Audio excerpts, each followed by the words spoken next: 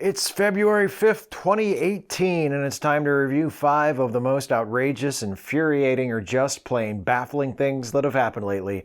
It's your Facepalm 5. Let's count them down. Number 1, GOP attempts to discredit FBI by releasing Memo. The explosive, previously classified memo from House Intelligence Committee Chairman Devin Nunes that threatened to bring down the entire investigation into the Trump campaign's ties to Russia was released last week, and you'll never believe this, it's a nothing burger, as the kids say. The memo was hyped by Republicans as a kind of silver bullet capable of killing investigations into Trump's Russia ties by proving that those investigations are not independent and objective, but have been biased against Trump from the very beginning. And it's understandable why people in the Trump camp would be concerned about bias. After all, the FBI investigates crime. Trump is a criminal. Obvious bias. Why are we okay with that? Anyway, the key claim in the Nunes memo is that the FBI obtained permission to conduct surveillance on former Trump advisor Carter Page based on the Steele dossier. Yes, that's the one with the P-tape allegation, and also accusations of multiple acts of possibly treasonous conspiracy between the Trump team and a hostile foreign government, but P-tape! Since the Steele dossier was the result of opposition research funded in part by the Democratic Party and the Hillary Clinton presidential campaign, Republicans allege that the FBI using it to obtain a surveillance warrant against Carter Page is evidence that the investigation into Trump is politically motivated. The problem is, since the application the FBI submitted to the FISA court to obtain permission to conduct surveillance on Page hasn't been released, we have no idea if the Steele dossier was actually as essential to their request as Nunes and his fellow Republicans say it was. Congressional Democrats and the FBI itself have both strenuously challenged the reliability of the Nunes memo, and so far, no evidence has been released to substantiate the claim that the Steele dossier was essential to the FBI's FISA request. But even if the Steele dossier did figure prominently into the FBI's request to conduct surveillance on Page, it doesn't follow automatically that the investigation was unfounded and politically motivated. If the FBI cited sources other than the Steele dossier, or disclosed the dossier's political connections to the FISA court, or, and this is the bit Republicans hate being forced to contemplate, if the allegations in the Steele dossier were deemed credible, then none of what is alleged or implied in the Nunes memo matters. And keeping in mind the vague and, given what we know at the moment, unfalsifiable nature of the accusations contained in the memo, what is the more reasonable conclusion? That the FBI, aided and abetted by the FISA court, conducted completely unjustified surveillance of a former Trump advisor based only on extremely shoddy intelligence for political reasons?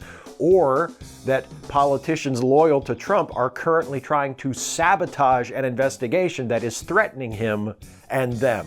Number 2, students suspended from school following same-sex promposal. 2 young women who are students at Calhoun County, Alabama's Alexandria High School were suspended after one asked the other to the prom during a school talent show. The school principal told the newspaper The Anniston Star that the students were suspended because they broke a rule prohibiting proposals at school events, and that the punishment had nothing to do with the fact that they were both of the same sex.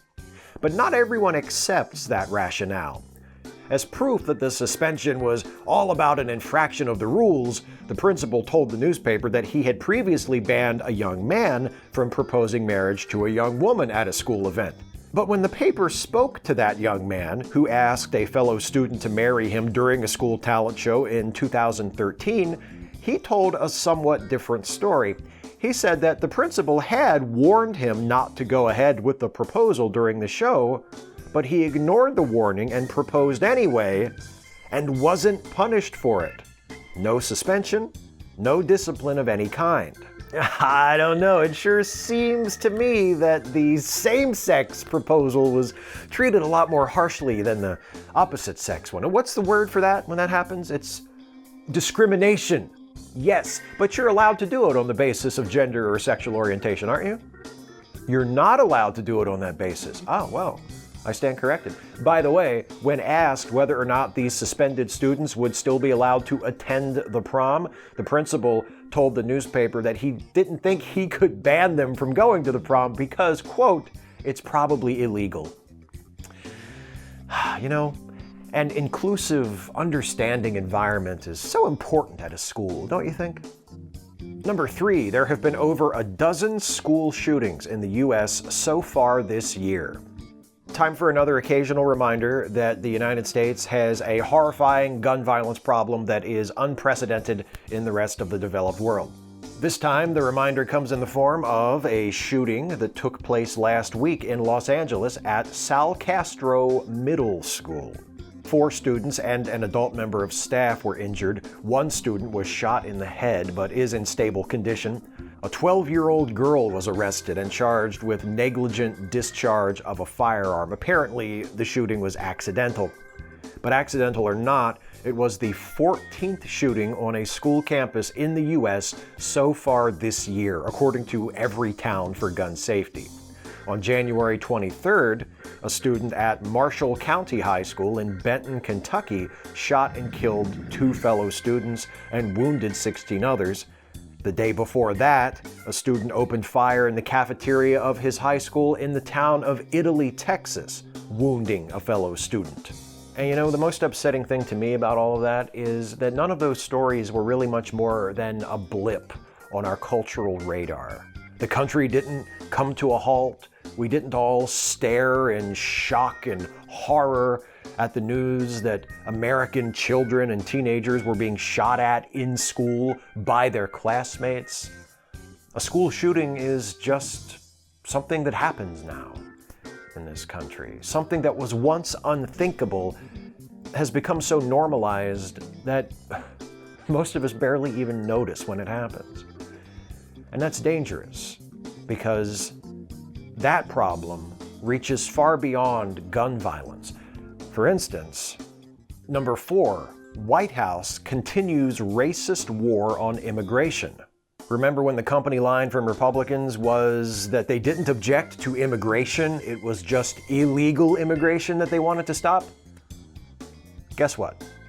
In recent weeks, the Trump administration and congressional Republicans have pushed ahead with their efforts to not only address the presence of undocumented immigrants in the country, but to radically remake our entire immigration policy. The White House released a proposal to combat the problem of chain migration. That's when an immigrant legally comes to live in the United States, then petitions the government to allow more members of their family to come live here too. Before very long, we're overrun with immigrants! Enough to fill a football stadium every month, according to a White House infographic. There are 2 problems with the idea of chain migration. 1, doesn't actually happen, and 2, it was popularized by white supremacists. While it's true that current immigration law does allow for immigrants to sponsor family members for entry into the U.S., that process can take years or even decades to complete. The notion of immigrants flooding into the country as a result of family ties is a myth. And if trying to scare people with the specter of immigrants flooding into the country sounds a little, xenophobic, you're right. That's exactly what it is.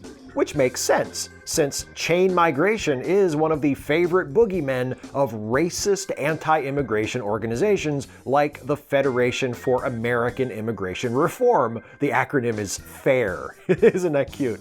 Which is listed by the Southern Poverty Law Center as a hate group. Does it surprise anyone that the Trump administration's immigration policy reads like it could have been written by a member of a hate group? Is there really even a meaningful distinction anymore between the Trump administration and a hate group? I'd like to discuss this further, and let's do so as a part of the next segment, which is devoted to some of the other things that Donald Trump has done recently to disgrace the presidency and embarrass and or endanger the United States and the rest of the world. It's number 5, the further misadventures of Lord Dampnut. Please keep in mind, as always, the following is not a complete list. He gave his first State of the Union address, which included highlights such as Trump applauding for his own applause lines, Trump bragging about low unemployment among African Americans while the Congressional Black Caucus glared at him from the gallery. Trump bragging about the number of jobs created and the rising of wages since he took office, leaving out the fact that jobs were being created and wages were rising faster a year ago than they are now. Trump exaggerating and misrepresenting the benefits of his tax bill. Trump making a thinly veiled attack against athletes protesting during the playing of the national anthem, and ominously calling on Congress to empower cabinet secretaries to, quote, remove federal employees who undermine the public trust or fail the American people. Wait, does that mean his cabinet secretaries could fire him? Anyway, all of this he said in the same speech where he called for unity, by the way. And during a passage of the speech that dealt with immigration reform and, of course, focused on fear-mongering surrounding the MS-13 street gang, Trump declared that, quote, Americans are dreamers too, just in case anyone was still wondering where he really stands on the whole DACA thing.